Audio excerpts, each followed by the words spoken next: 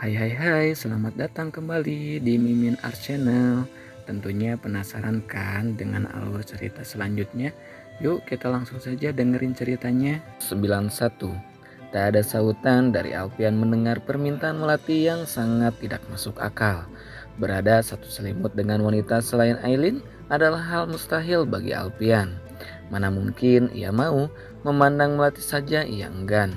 Melihat reaksi acuh tak asuh suaminya membuat Aileen segera bereaksi. Melati, kamu pasti capek setelah perjalanan. Ayo aku antar ke kamar dulu biar kamu bisa istirahat. Tapi Mas Alpian akan tidur di mana? Tidak dengan aku, tidak juga dengan kamu. Mas Alpian akan tidur di kamar lain. Terus kamarnya yang mana? Tanya wanita itu sambil mengedarkan pandangan ke beberapa kamar yang terlihat dari tempat berbeda. Rumah luas nan mewah itu terdapat banyak kamar yang kadang membuatnya bingung. Yang di ujung sana itu kamar yang akan ditempati Mas Alpian. Melati tersentak. Kenapa kamarnya jauh banget dari kamar aku? Mas Alpian suka kamar itu. Lagi pula tidak apa-apa, bukankah kamar kita semua berada di lantai yang sama? Melati mengerucutkan bibir. Bagaikan Big Ira, tolong antar Melati ke kamar ya. Saya mau ke dapur sebentar, ucap Aileen kepada seorang ART. Baik bu, wanita itu mengangguk sopan. Mari Neng, saya antar ke kamar. Kenapa kamu panggil saya Neng? Saya mau dipanggil seperti kamu memanggil Mbak Aileen. Sang ART sempat dibuat bingung. Ia melirik sang nyonya bos yang kemudian mengulas senyum tipis sambil mengangguk. Baik Bu Melati, saya minta maaf. Mari saya antar ke kamar. Pasrah, Melati akhirnya mengikuti Big Ira menuju kamar. Matanya memandang penuh kagum sesaat setelah memasuki sebuah kamar yang luas dengan berbagai fasilitas mewah di dalamnya. Sebuah lemari besar, ranjang empuk, sofa panjang dengan TV berukuran lumayan besar, ruangan yang sangat indah dan memanjakan mata. Suka kamarnya Bu? Big Ira bertanya sedikit ragu, lebih tepatnya terlihat takut. Kenapa kamu ngeliatin saya kayak lagi lihat hantu? Apa saya semua menakutkan itu? Melati terheran. Ia masih ingat pertama kali memasuki rumah itu, beberapa ART terlihat sedikit takut berdekatan dengannya. Seolah dirinya adalah virus berbahaya yang harus dijauhi.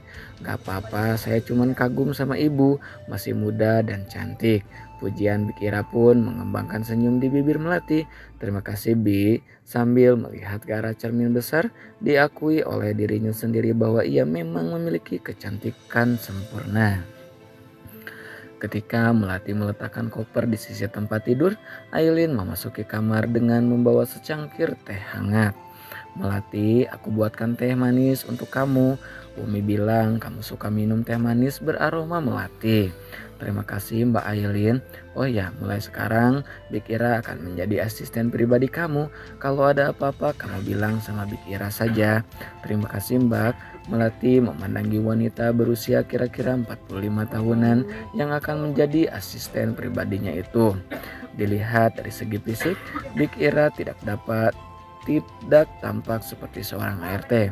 Ia cantik dan berpenampilan rapi. Mungkin ART di rumah orang kaya memang berkelas seperti ini. Waktu menunjukkan pukul 9 malam ketika Melati selesai berdandan. Ia memandangi pantulan dirinya di cermin dan memastikan malam ini cukup cantik. Mbak Aileen sudah tidur belum ya? Aku akan masuk ke kamar Mas Alpian diam-diam. Ia menyemprotkan parfum terlebih dahulu sebelum akhirnya bangkit. Membuka pintu kamar dan mengamati keadaan sekitar. Suasana malam itu sudah tampak sunyi. Para penghuni rumah sudah memasuki kamar masing-masing, mungkin sudah tidur. Aku harus memastikan Mbak Aileen sudah tidur. Ia berjalan keluar kamar, kemudian menuju ke kamar Aileen yang berada tak jauh dari kamarnya. Ia harus memastikan jika malam ini Aileen tidak akan mengganggu dirinya. Ketika membuka pintu secara perlahan, ia melongokkan kepala ke dalam. Dari sana Melati bisa melihat Bian yang sudah tidur berdua dengan Aileen. Tak ada Alpian di sana, yang berarti malam ini Alpian sedang berada di kamarnya sendiri. Mbak Aileen sudah tidur. Berarti Mas Alpian sendirian di kamarnya. Ia mengulas senyum tipis. Sementara di kamar sebelah, Alpian meletakkan ponselnya setelah berbicara dengan Gali yang memberikan beberapa laporan. Menghela napas panjang, ia merebahkan kepala di bantal. Sosok tangan lembut menyelinap masuk ke dalam celah kancing piyama, membuat senyum merekah di bibir lelaki itu. "Sejak kapan kamu di sini?" tanyanya. "Kamu terlalu serius sampai tidak sadar aku masuk. Kamu masuk lewat mana? Bukannya pintu dikunci?" Nyonya Alpian, Setio Darmawan bisa masuk lewat pintu mana saja, dari jendela juga boleh, sambil menciumi lekukan leher suaminya. "Ya ampun sayang, kamu kan bisa ambil kunci serep di bawah. Kunci serepnya aku umpetin, tapi lupa simpan di mana." Alpian tertawa kecil, tingkah istrinya itu memang sangat menggemaskan. "Ya sudah, mau apa kesini?" Ia menatap wanita itu dari ujung kaki ke ujung kepala. Pakaian tipis menarawang yang membalut tubuhnya benar-benar membuat Alpian kehilangan akal sehat. Aileen tidak pernah gagal dalam merayunya. "Temenin kamu tidur, kasihan kalau sendirian. Memang boleh selicik ini. Ketahuan Melati bagaimana? Sudah aman." "Ya sudah, ya sudah. Peluk dulu sini." Baru saja Alpian akan membenamkan ciuman, sudah terdengar suara ketukan pintu, disusul dengan suara panggilan seorang wanita. Melati ada di depan pintu." Aileen berbisik pelan. "Bodoh amatlah," ucap Alpian sambil kembali mendekap istrinya seerat mungkin. Pagi harinya, Melati terbangun dengan bibir mengerucut. Usahanya semalam menemui Alpian di kamar menemui kegagalan. Padahal ia sudah berdandan secantik mungkin dengan bantuan Big Ira. Bangkit dari tempat tidur, wanita itu segera beranjak keluar kamar. Pandangannya tertuju pada Bian yang baru saja keluar dari kamar Aileen. "Mama, kamu belum bangun?" "Bian?" "Gak tahu tante," jawab anak perempuan itu. "Mama gak bobo di sini. Bukannya semalam kamu tidur sama mama?" "Enggak, Bian sendirian kok bobo di sini," sambil menerbitkan senyum manis. Dahi Melati berkerut tipis. Semalam ia melihat dengan jelas Bian tidur bersama Aileen di kamar itu. "Bohong kamu kan?" "Enggak, mama bilang enggak boleh bohong." Tak sabar, Melati segera menuju kamar dan membuka pintu. Dari tempatnya berdiri, ia melihat sosok tubuh di bawah selimut, hanya rambutnya yang terlihat. "Itu apa kalau bukan mama kamu?" "Itu bukan mama tante." "Bukan mama, terus siapa?" Bian menutup senyum dengan telapak tangan, membuat Melati segera memasuki kamar dan menyibak selimut. Sontak bola mata wanita itu membulat saat melihat bantal guling dengan rambut palsu yang ditutupi selimut. "Tadi malam Bian lagi pilih-pilih rambut palsu buat Bian, jadi main pakai ini. Tante mau pinjam rambut palsunya." Melati menghela napas, kesal dan merasa tertipu. Wanita itu segera keluar kamar bersamaan dengan Aileen yang baru keluar dari kamar sebelah. "Loh, Mbak Aileen habis tidur di kamar Mas Alpian?" Melati memandang penuh curiga. Rambut Aileen sedikit berantakan, ada tanda merah di sekitar leher yang terlihat jelas dalam pandangan Melati. Melati duduk di meja makan dengan bibir mengerucut. Pagi ini ia cukup kesal setelah rencana semalam gagal total. Tersadar dari lamunan, ia melirik Aileen yang baru saja bergabung di meja makan. "Mbak Aileen mau kemana?" tanya Melati ketika melihat Aileen tampak rapi, seperti akan keluar rumah. Mau temenin Mas Alpian ke dokter. Mas Alpian ada jadwal kontrol setiap 2 kali sebulan. Alasan inilah yang membuat Aileen tidak ingin jika kasus Alpian dibawa ke ranah hukum. Jika sampai Alpian dilaporkan ke polisi dan ditahan, rangkaian pengobatan akan terhambat. Kondisi Alpian mungkin akan menurun. Aileen masih ingat pesan dokter Pero agar selalu menjaga emosi Alpian, sebab perubahan emosi bisa sangat mempengaruhi kesehatannya. Sementara rekaman CCTV di mobil terpampang nyata detik-detik Alpian berusaha membuka pakaian Melati. Bahkan di video itu Melati sempat memberontak dan berteriak hingga akhirnya pingsan. "Memangnya Mas Alpian sakit apa?" Aileen terdiam sebentar sebelum menjawab. "Kanker darah." "Apa Papa kanker darah. Aileen mengangguk membuat Melati langsung mengarahkan pandangan pada Alpian yang baru menuruni tangga. Kamu mau ikut temenin Mas Alpian ke dokter? Tidak, jawab Melati secara rileks. Aileen dapat melihat raut wajah Melati yang mendadak berubah. Kedua tangannya gemetar sampai tidak sadar menjatuhkan garpu. Nah segitu ya bab 191-nya. Kita lanjut lagi bab 192-nya. Masih dengan tangan gemetar, Melati meraih segelas air putih dan meneguknya dengan tergesa-gesa. Kemudian bangkit dan meninggalkan meja makan begitu saja, berlari kecil menuju tangga untuk kembali ke kamar.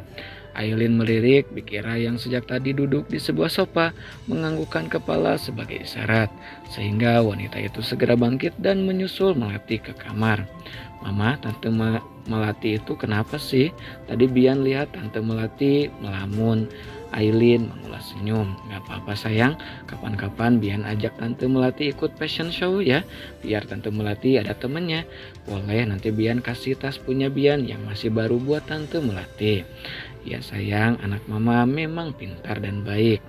Kan kalau Bian kasih Tante Melati nanti diganti sama Papa dengan tas baru, sambil mengarahkan kedua alisnya naik turun.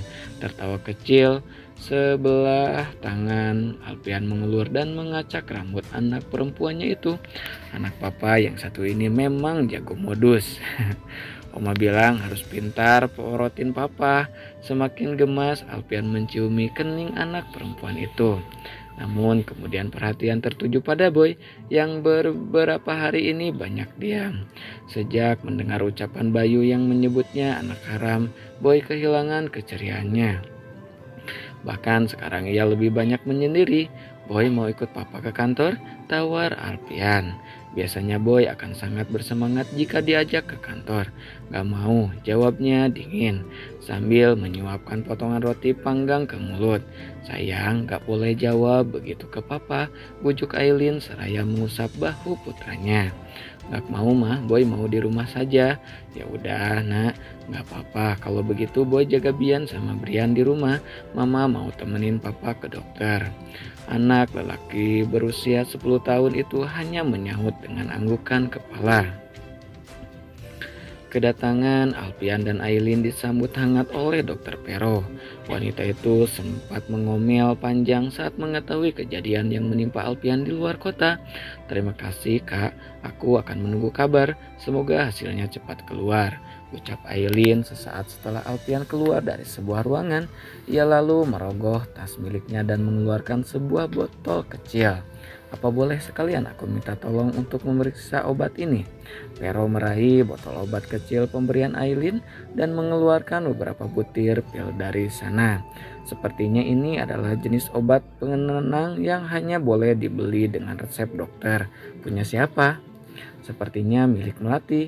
Fokus Aileen lantas teralihkan pada ponsel yang berdering.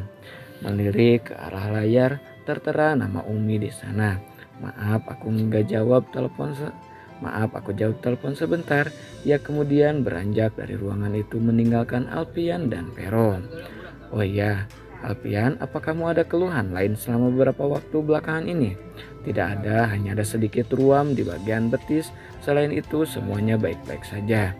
Sementara di luar sana, Aileen menggeser simbol hijau pada layar ponsel agar dapat segera terhubung dengan Umi. Assalamualaikum Umi. Waalaikumsalam nak Aileen, apa Umi mengganggu? Tidak Umi, sama sekali tidak mengganggu. Bagaimana dengan Melati, apa dia membuat masalah dan membuat kamu repot? Tidak Umi, insya Allah semua akan baik-baik saja. Alhamdulillah, kalau begitu terima kasih nak Aileen. Umi tidak tahu lagi bagaimana membalas kebaikan kamu. Jangan berbicara begitu Umi, mungkin pertemuan ini memang sudah jalan dari Allah. Saya percaya tidak ada yang sia-sia. Kita berdoa saja semoga semuanya segera membaik. Amin, ucap wanita itu. Kalau begitu Umi tutup dulu. Sampaikan salam Umi untuk nak Alpian. Sekali lagi Umi titip Melati ya. Iya Umi. Ishak tangis Melati memenuhi seisi kamar. Sudah 2 jam ia mengurung diri di kamar, menatap bingkai foto sambil menangis hingga terdengar sesegukan. Bu Melati, kenapa menangis? Suara Bikira mengalihkan perhatian wanita itu. Melati menyeka air mata yang membanjiri pipi dan kembali terfokus pada bingkai foto di tangannya. Tidak ada yang benar-benar menyayangi saya, Bi. Dari dulu orang-orang yang saya sayangi selalu pergi meninggalkan saya. Big Ira memilih duduk di sisi Melati, sesekali membelai rambutnya dengan lembut. Yang ada di foto itu siapa? Melati seketika diam sambil membenamkan bingkai foto di dadanya. Seakan tidak memberi izin bagi Big Ira untuk melihat. Tidak apa-apa, ceritakan saja semuanya ke Bibi. Bu Melati pasti lega kalau habis cerita. Bibi janji ini akan jadi rahasia untuk kita. Melati menatap wanita dengan perangai lembut itu. Sedikit ragu, namun akhirnya Big Ira berhasil meyakinkannya. Namanya Mas Japran, dia orang jahat, Bi, orang paling jahat di dunia. Dia meninggalkan saya di hari pernikahan kami.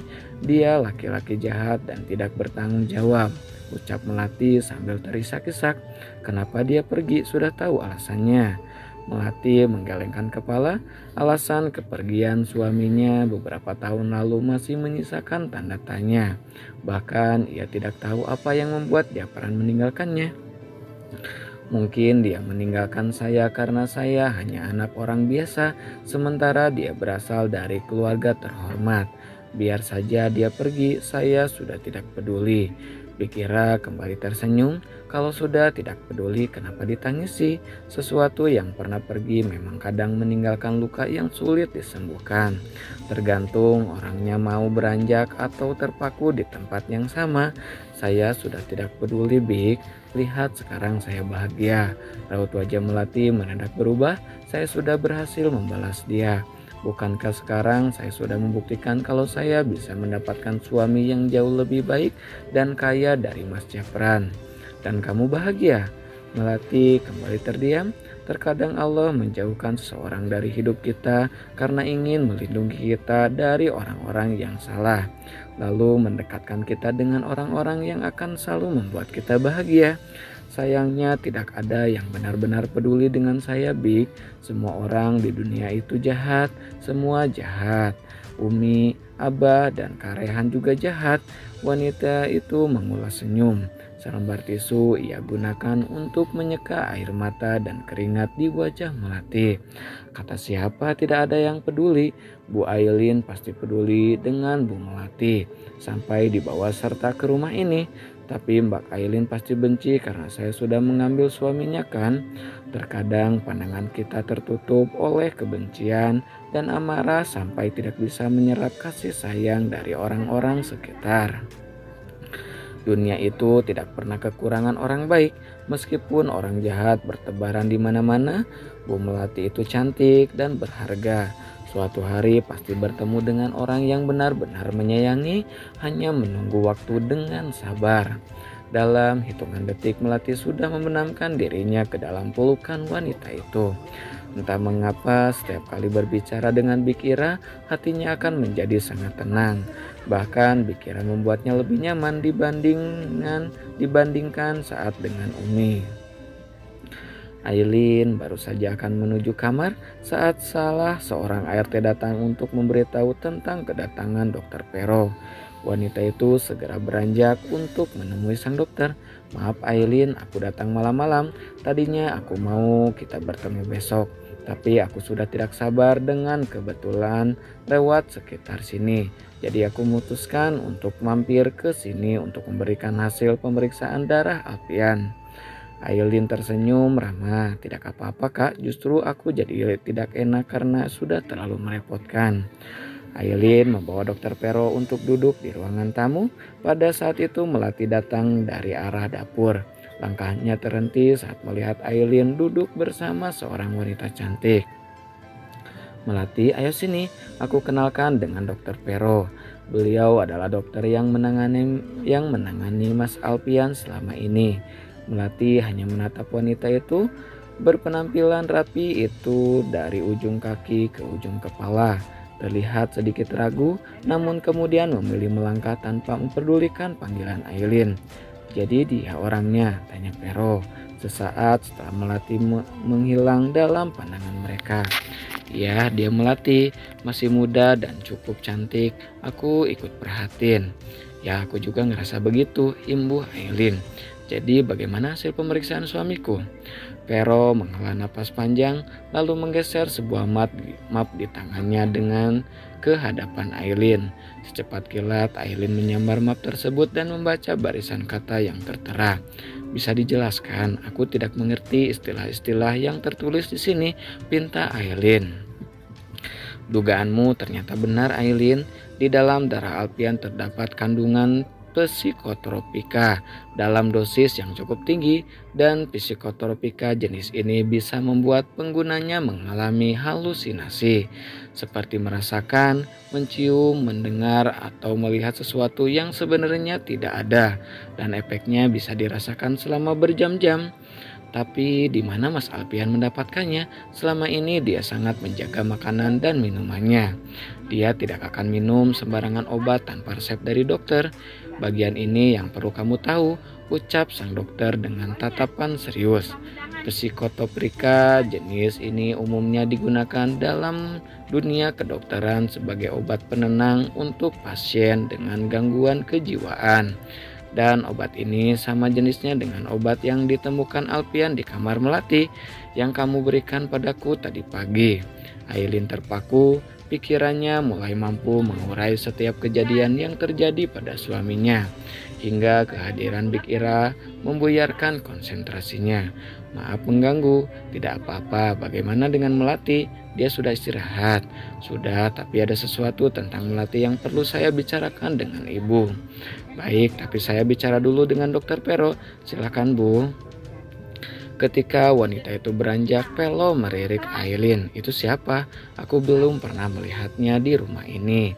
Beliau adalah Ira Hadiswarno, seorang psikolog. Nah, segitu dulu ya bab 192-nya. Makasih banyak buat kakak-kakak yang selalu stay tune. Jangan lupa di like, di subscribe juga ya. Makasih banyak kakak, bye-bye.